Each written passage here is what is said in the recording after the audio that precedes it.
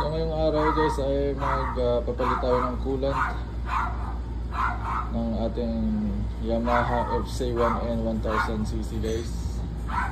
Sige, samahan niyo ako guys. So ngayon guys, home mechanic ako ng motor ko dahil maayos na yung cooling system niya guys. Magpapalit tayo ng coolant niya. Nag-flashing tayo. Ayan guys yung ano niya, coolant niya. Galing dun sa pinagawan ko. Dahil nakaraan may overheat issue to. So ngayon okay na siya. Thanks God. Maraming salamat sa Diyos. In Jesus name, amen. And meron tayong coolant. So sinerge natin to. Specific to dun sa motor. Malaglaga.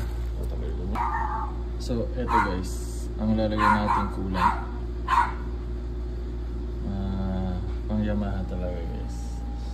So ayan. Ito yung old coolant nya. Papalitan natin siya nito. So ang laman nito guys ay 2.9 liters ng coolant. Kaya tatlo to. Ayan. So ayan. So guys, ipa-flashing natin siya ng distilled water. Ito, kaya ayun, may tumutulo. Sinalinaw ko dun sa cup niya bago natin isalin yung bago. At syempre, bago natin tanggalin, may reserve may reservoir ng coolant. Tatanggalin natin yung laman dito sa likod. Itong coolant niya dito. Ito, yan. So tanggalin natin yung laman yan para mapalitan ng bago. Meron tayong gagamiting technology. So guys, ito yung nabili kong syringe sa Shopee. Dahil malalim to, tapos sisip-sipin na lang natin ito. Diyan, papasok to doon sa tanke niya na to para sip-sipin yung old coolant na nandyan.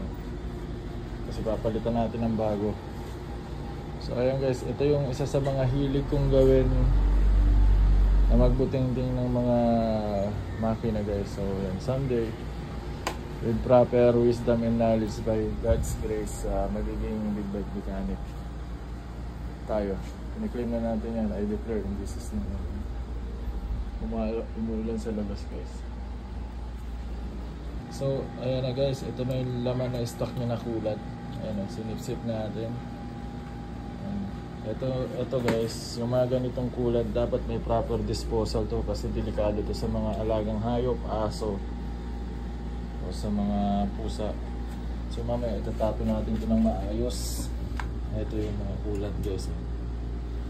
Lalagay natin ito dito, tapos sisip-sip tayo ulit. So ayan guys, magpa-flashing muna tayo kung makikita nyo may laman. Ayan. Hindi pa yan yung coolant talaga. Distilled water pa lang yan guys. Flashing natin bago natin ilagay yan. So i-start natin yan para lahat ng nasa loob na lumang coolant ma-flash natin mamaya ulit. Ito yung una, tatapon na natin ito. So start ko na guys para magpa-circulate ulit ng mga bagong coolant. Mag-flash tayo.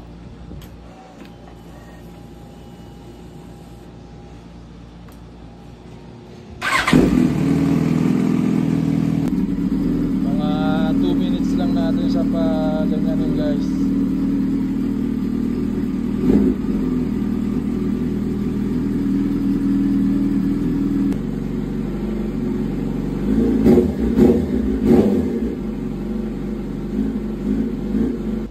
So yan, magsasali na tayo ng coolant natin na Yamalub. Na Yamalub coolant guys.